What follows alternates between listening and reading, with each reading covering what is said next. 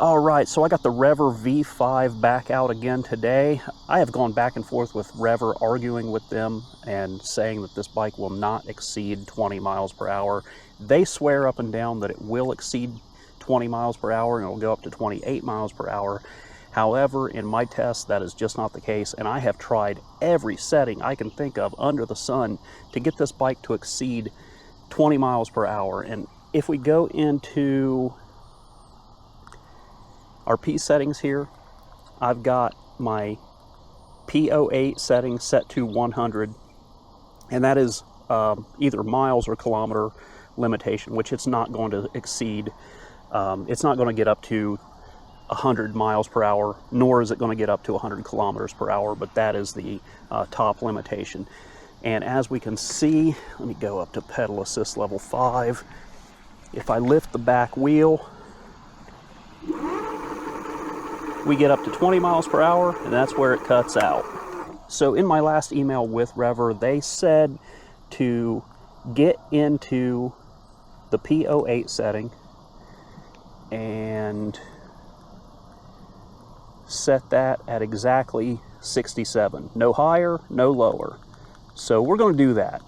I don't know why 67 is the magic number, but that's what they told me to do, so that's what I'm going to do. I don't imagine this is going to do anything, but we're going to try it anyway. I guess if it doesn't do anything, this video is not going to be published. But here we go. Oh!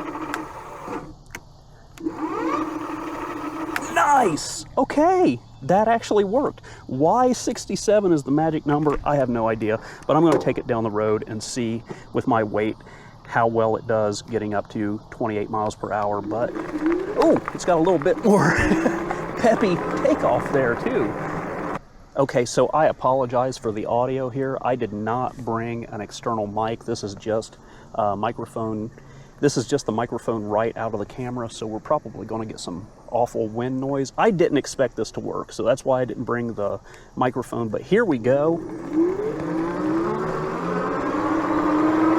And we're going uphill here, so it's going to struggle a little bit going this way, and then it should get up to 28 a little bit faster on the way back.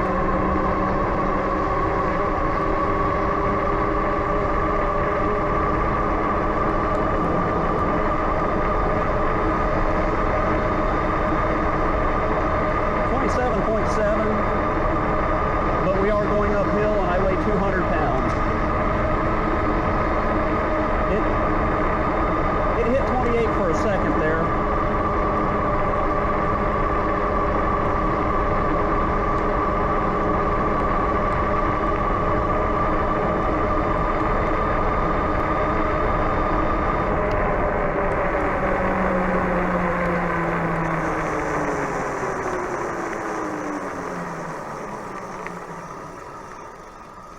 On the way up the hill, it dinged up just over 28 for a second there. I imagine going back downhill, and it's a very minor grade, but I imagine going back downhill it's going to hit 28.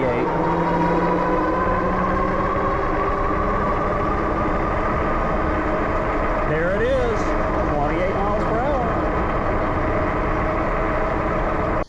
Okay, you have no idea how happy that makes me, because when I reviewed this bike, I had nothing but good things to say about it, except for that one problem where it would not hit the claimed 28 miles per hour. As you can see, this is an absolutely gorgeous bike. I think, in my opinion, and opinion only here, but I think this is the most gorgeous looking bike that I've ever reviewed. And with it not being able to hit 28 miles per hour, that was the biggest drawback of the bike, and it was the biggest kind of like downer of this bike. Now that it can hit 28 and it looks this good and it's built this good, I give this bike my highest recommendation. Anyway, I'm going to wrap that up here. If you want to watch the full review of this video, I'm going to post a link to it in the description. Keep in mind, in that original review of the video, I did ding it for not being able to hit 28 miles per hour. But now, with this beauty being able to hit 28 miles per hour, it gets my highest mark. Anyway, that's it for now. Thanks for watching, and I'll see you next time.